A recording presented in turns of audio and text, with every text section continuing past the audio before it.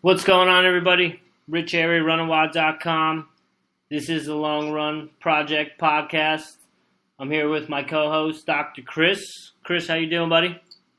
What's up, Rich? Good, man. How are you? Good. I'm just sweating it out here in Oklahoma City. But other than that, life is good. Have you recovered from Game 7? I'm actually kind of a LeBron fan, so I could go either way. It was all good. But that was a fun game, man. It was quite some fun, dude. What about you? Were you happy they lost because they broke your heart, or what? I had no hard feelings. I just wanted to see some good games, and I was indifferent one way or the other. It was a good series. So, and again, I wasn't never a basketball fan until this year, and it's just because I've been to a bunch of games here in Oklahoma City, so it's been fun, and I just had to sit down and watch Game 7 though.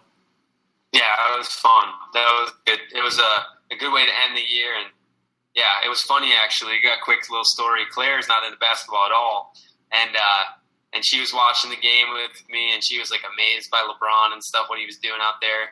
And then once they won, and he was giving his speech and stuff, and he was all emotional. She was getting all emotional, and she's like, "Are you getting emotional?" I'm like, "No." I'm happy for the dude, but I'm not gonna cry or anything. And she's she's not even like that, so it was really funny. So she just kind of connected with the story and stuff. She's like, "Are those his kids?" I'm like, "Yeah, that's his kids out there." It's like Father's Day, all this stuff. So yeah, it was a cool story, but we got an exciting show today. Tell the people. Yeah, I'm pretty pumped today. We've got a guest here with us today. We have Mike Daly from Boom Running. He's gearing up and getting ready to run the Western States 100 here.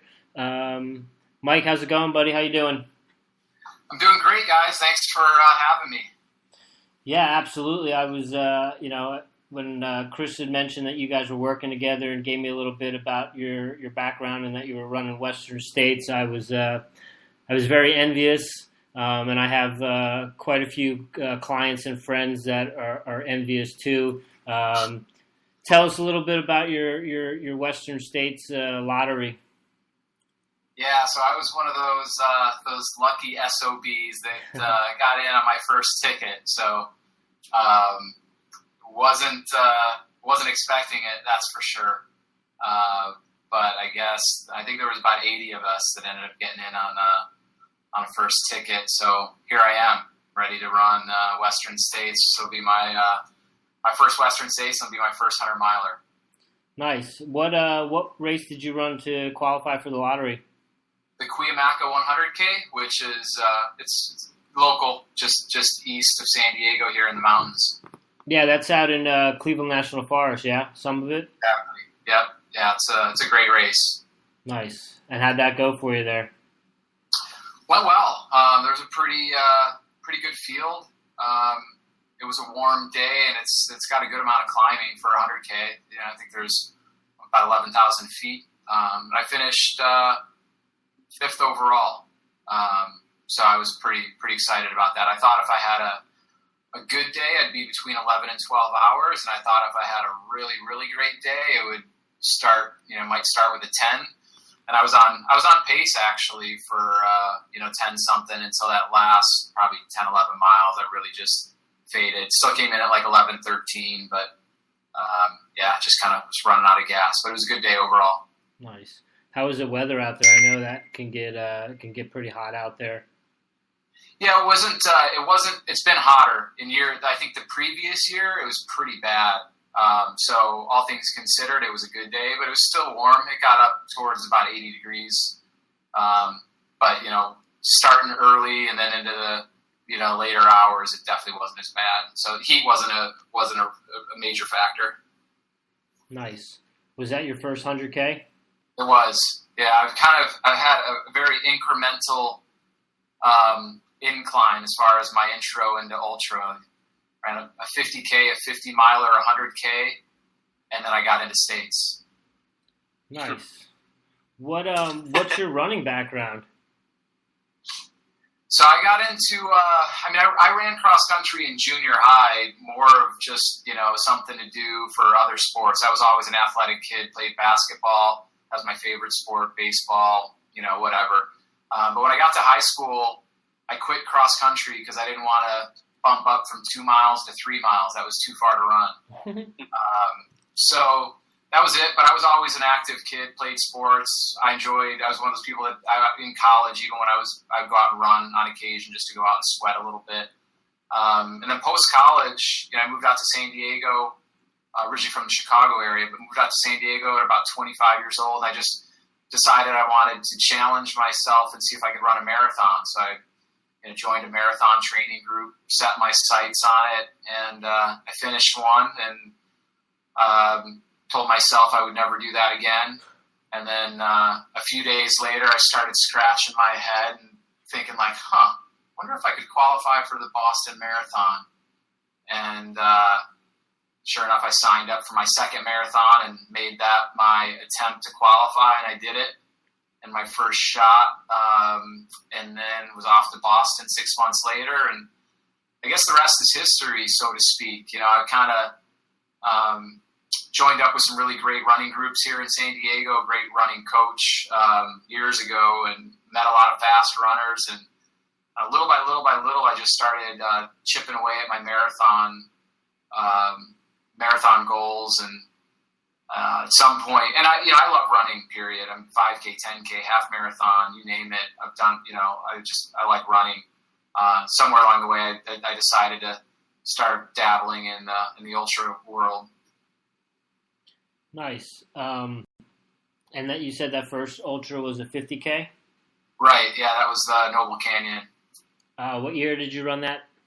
2014. So just coming up on about 2 years ago. Cool.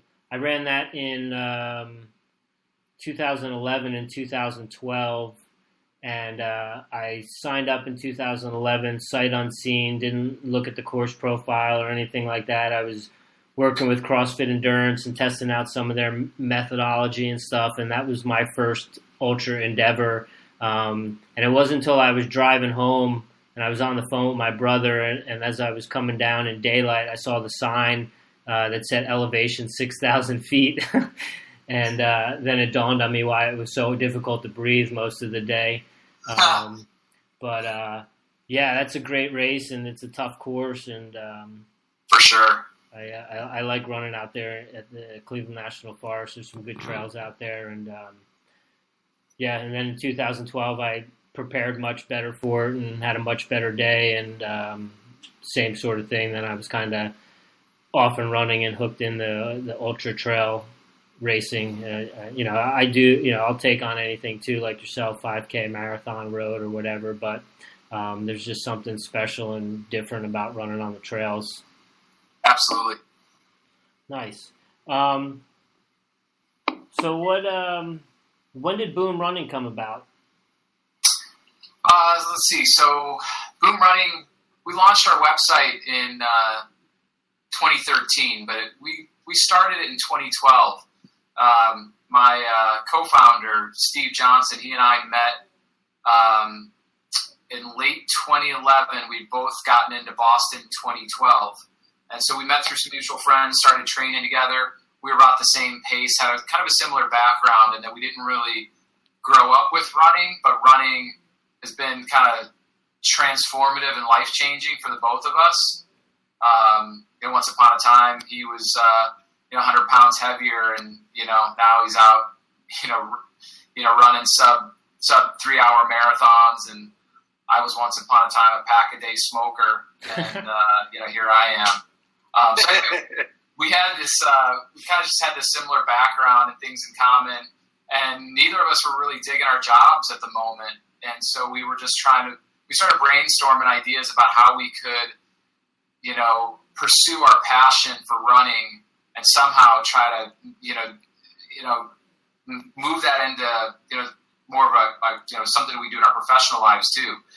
And he's got about 20 years of apparel background, screen printing and design, has an art background, and grew up a lot with like the surf and skate stuff here in the San Diego area. And eventually, we decided that we didn't really feel like there was cool stuff for runners to wear other than, you just had technical apparel and that was it. And all the big companies have that covered. But we wanted to create a brand that was just going to be cool lifestyle apparel that, like, if you were grabbing a beer somewhere or maybe out at a restaurant or concert or whatever, and if you see somebody wearing Boom Running, you'd be like, oh, that person must be a runner. And so that was kind of, how we came up with the brand. And I guess the name, we settled on that just because, there was a running boom back in the 70s and 80s, and we just think running was really, from what we know of it and, watching either videos or reading books, it just seems really pure and kind of cool and simple, and just the essence of it was a little bit different than it is today. And that's what we really wanted to promote, just the sport, truly just the sport of running and how cool it is. I think it's easy to get caught up in today with all the, whether it be the mud run, the color run, the FUD run, the obstacle run, this run. It's just like, we just want to remind people that running is awesome. Just go out and run to run.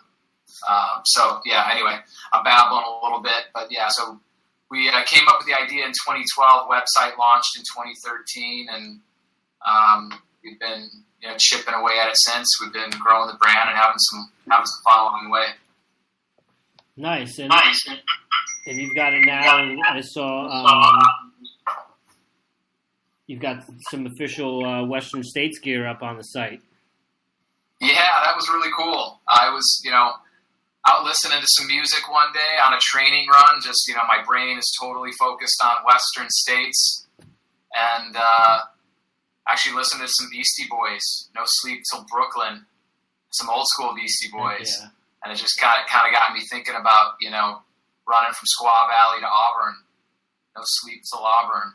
And, we reached out to them and came up with a design, showed it to them. They loved it. And so we're really excited with how the design turned out.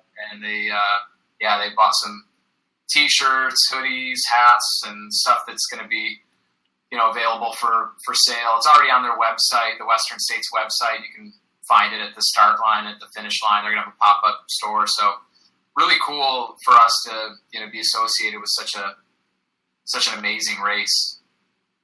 Yeah, and it's actually gear that, like you were saying before, that you would actually want to wear out, to a bar or in public, and not be that guy wearing your tech tee. It's cool stuff, and I have had different ideas for things similar to that. It's just that there's nothing out there to really, other than a tech tee or some technical wear, to really kind of be proud of that you're a runner and not necessarily look like a runner. You know what I mean? Like, just throw on a trucker hat and a t-shirt or a hoodie or something and be comfortable being stylish. Because I wear my running gear, but when I'm not running, I'm not trying to give off that persona that I'm a super geeked out runner, even though I am. So it's cool stuff. I appreciate it. And people, go to Boom Running, use that code longrun, get free shipping, get yourself some cool lifestyle gear. Yeah, definitely. So let's get into your Western States journey. I'm excited to talk to you about it. It's definitely on my bucket list. It's the Super Bowl of running, the World Cup of running, and you were fortunate enough to get in there on your first try. What was that? How did it feel when you found out you got in? Mixed emotions. Initially, there's no question. I was excited. I was out for a group run with the Saturday morning group here in San Diego. I knew the lottery was going on, but I was out for a run. I got back to my phone and checked, and I didn't have any text messages, so I knew I hadn't gotten in yet because I knew 5 or 6 people that were going to be watching the lottery. And so, I'm chatting it up with a few people, and we're stretching and winding down, getting ready to leave. And just as I was about to hop in my car, I look at my phone. I've got like 6 text messages. My phone was just blowing up, holy cow, I can't believe you got in. And my jaw just